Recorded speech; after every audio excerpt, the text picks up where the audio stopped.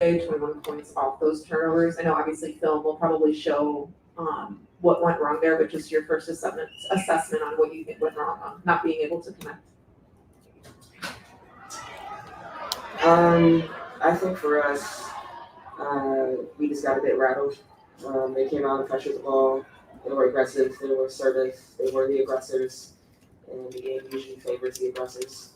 And we were just sloppy with the ball, which is unacceptable. So we just have to be better. I think it starts with me as a point guard. I have to take care of the ball better to start the game, and then it kind of spirals from there. But yeah, we were just doing this with it tonight. And then what did you, Lindsay or Diamond, what did you guys see on that last offensive possession with 30 seconds left? We were trying to get the ball into the post with Nick because she had a smaller guard on her, but the communication just wasn't there. I think it's loud. I'm under the weather, so I'm losing my voice. I'm trying to talk. Still just trying to talk from the sideline. So we just couldn't get that communication, and then we're just trying to make something happen from there, like ball screen stuff. Try to get downhill. Just not enough time. We'll go to Steven. Questions for players only. I had two quick questions for Lindsay. So it really feels like you've been kind of feeling your way out in terms of scoring with the starting group on the court. Can you just kind of speak to what you're seeing and how you're finding your spots with that group? I think our bigs do a good job of setting screens and rolling hard. And so from there, I'm just able to read the ball screens, whether I have the pocket pass to the post or whether it's a jump shot for me. But just kind of trying to read the defense, get the defense playing in rotation, get them playing in closeouts. That's when we're at our best. That's when everything's at their best, honestly. So if we can keep doing that, get the ball into the post, they get doubled, they kick it out, we swing, whatever. Just keep that in our offense. Kind of that's how we've been successful. That's how I've been successful. Yeah, can you speak to what you've been seeing from when Kayla was the starting group? I think she had a lot of opportunities as far as cuts and post-ups and quick touch passes. Can you just kind of speak to the addition that she brought to that group? Yeah, for sure. Nick just provides a lot of just everything for us. She's physical, she's quick, she's strong. She can guard 1 through 4 basically. She can shoot the three. She's strong enough to take the contact and finish in contact, getting to the basket. So she's really able to force the issue for us when we need to get downhill and get our feet dirty in the paint. So she's staying aggressive in that. And obviously, when we get to our kickouts and our swings, she's ready to shoot and she's ready to just read the game. She's a smart basketball player as well. But she's also just a great teammate. Like, she wants what's best for everyone on this team. She doesn't care who's scoring. She doesn't care who's going on. She's going to take hard no matter what.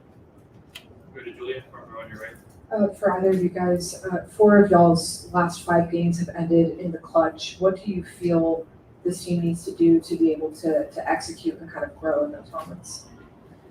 Grow up. It's a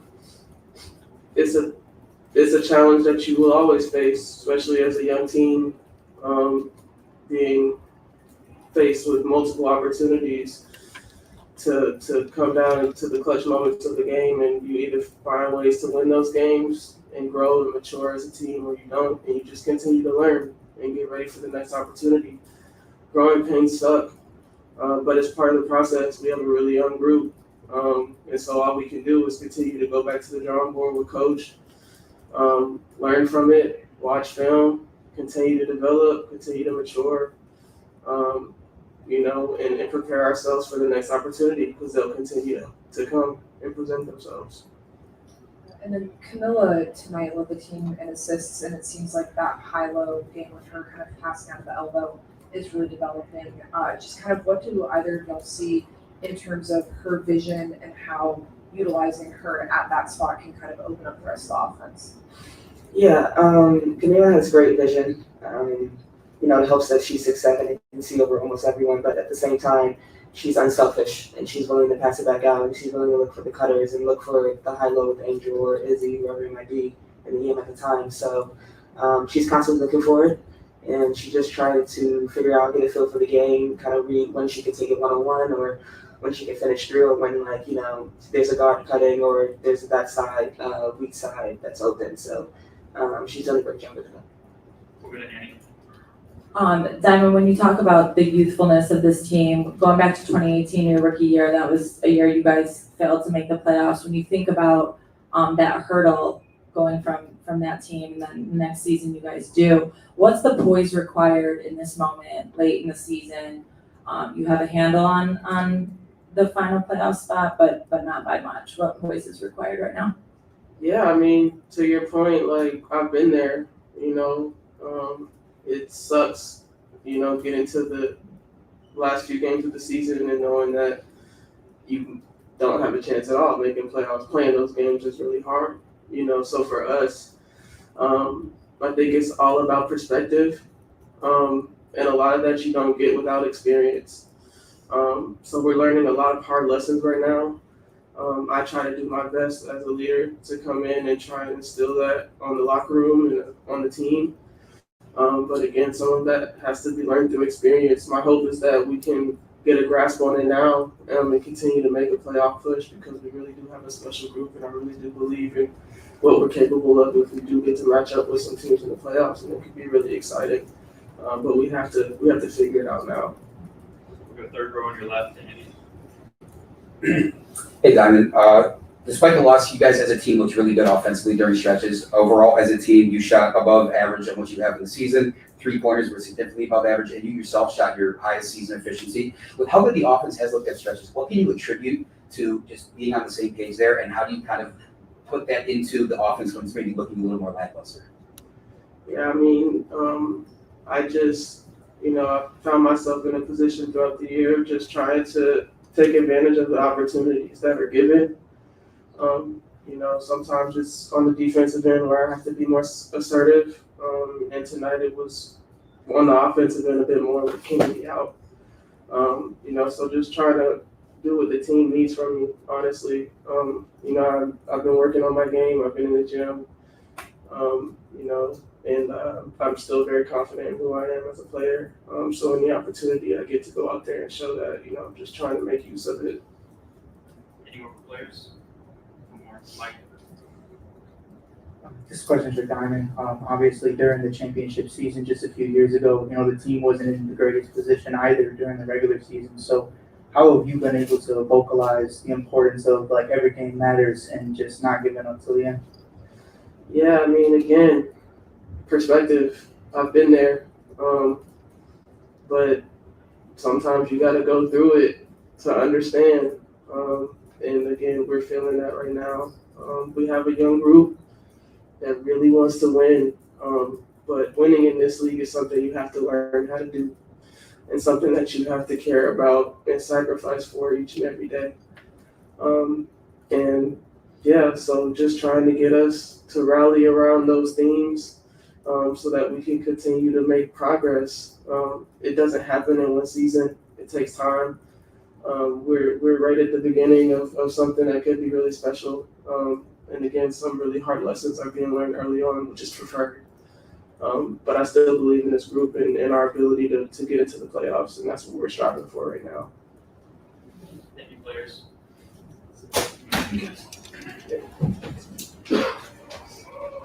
Great questions, Coach. Sorry, Stephen, front row. Just can you kind of speak to what you've been seeing? I know we talked about Michaela a few times this season. You've spoken to the ancillary things, but how she really just kind of gave you all like an aggressive perspective on things. It's really good to kind of get a few things today. Michaela? Yeah, oh, you heard? Oh yeah, she's been playing. She's been putting a lot of work to come in and do the things that we're asking her to do offensively and defensively. I said this from day one. She's probably our most versatile basketball player due to what she can bring to us on the floor. She's just taking full advantage of what she can do. She can put the ball on the floor. She can get to the rim. She can post up. She can defend. She does a lot of things for us that is keeping us in this race. It's just really good to see her play with a tremendous amount of confidence. With Camila, I always talk about how versatile she is and how it's kind of underrated on the offensive side. Julia's supposed to lead the team in assists. Can you just speak to her ability to really connect things and kind of play out the attention that she sees from her? Well, Camila sees the floor well. She sees the floor very well. She's a willing passer. You know, a lot of times when you punch it into bigs, everybody just thinks the big goes and scores. She sees what's happening. She sees what's coming at her, and she tries to make the right play. So she's a winning passer. Her vision is good, and she normally makes the correct play. She wants to play the game the right way. Coach Julia, then Carly. Same thing that I asked the players, which is kind of how do you see, looking at these last 4 clutch games, where do you want this team to grow the most in those moments? Well, there's many areas to grow from when you're in these moments. These are big moments to grow from. And like our players said, it's going to be some painful things that you have to go through. There's many things that you can learn from and to grow from. And film tells you a lot, especially what we do defensively and those miscues that I always talk about and how we can't have those, how we got to have every glass board that comes off the glass. We have to have that. Crucial moments, you have to do all the little things right. How important details are, how important your scouting report is, how locked in are you on every little thing that's on the scouting report, because it's done for you for a reason. That's your cheat sheet. So stay locked in on your cheat sheet. And then offensively, we're going to say this over and over again. You cannot turn the ball over. You simply cannot turn it over. Value every freaking possession. When you look at those turnovers, especially in those clutch moments, where do you think is there a through line in terms of a consistent reason why those mistakes are happening? No, we have to go back and see exactly why those turnovers were happening. It was lack of movement, lack of getting open, allowing them to push us out of where we want to run our offense. So of course the ball was going in different areas, and when we turn it over and they get steals, they're very good. So we knew coming into this game we had to value possessions, and unfortunately we had 21 turnovers. Not very good. Go to Carly. Coach Boone, just those last 90 seconds, Mystics went on a 9-0 run. I know film will show you a lot, but what are some things that you saw outside of the turnovers that led to the downfall? Just talked about it. Our defense, we allowed them to get downhill. Didn't switch what we should have switched. Then offensively, we didn't get into the offense that we were trying to get into, and then get into it quickly, not getting down to the shot clock. Last 8 seconds of the shot clock, we don't want to get there. We want to make sure that we know exactly what we're trying to do. And those last 90 seconds that you're speaking about were not our great seconds in the game. And then how do you mentally try and keep the team together, especially after these 4 losses that have just come in the last few seconds? And that can sometimes cause players to start to get in their emotions a little bit, but how do you try and maintain their mentality as strong to end the season? Well, even the locker room, the next thing I said is we got to now go back to the board. You got to always go back, and you got to go back with the amount of confidence that you walk in here every day with. Some of it can hurt. Yeah, it really does. If you love the game enough, it hurts. It freaking hurts. And when you love it enough, I got to get back to the drawing board. We got to come back better. That's the way our mentality is. We're not down and out. Yeah, we are not happy we didn't win. We're not down and out. It's not over for us unless we say it's over. So it's not over. Go third row on your left, Andy. Coach, Rachel started tonight again, only put up 2 shots. I know, offenses can go either way at any certain point in time at any game. Should we expect to see some more shots from her? I know you're definitely running a lot of offensive sets for her and a lot of others on the team. Definitely. We have to have her ability to score. She can score the ball. She can shoot the ball. And we need that. We need that in order for us to stretch the defense a little bit, to even leave the lane open for our bigs to be able to go to work.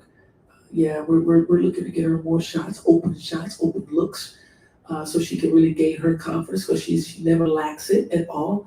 But when that ball goes in for you quite a bit and you get some touches and you can see the rim, it means a lot. So we want to get her more involved, because it's going to help us to be more successful. Thank you. Any more for Coach?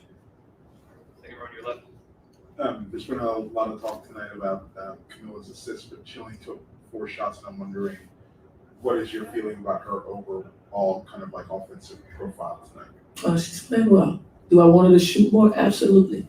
You hear me telling that all the time. Dominate the paint, Neil. Dominate the paint. Because I don't think there's very many people who can defend her when she decides she wants to dominate the paint. So I would like her to shoot the ball a little bit more down there. Be a little more aggressive. She's doing a hell of a job for us. Believe that.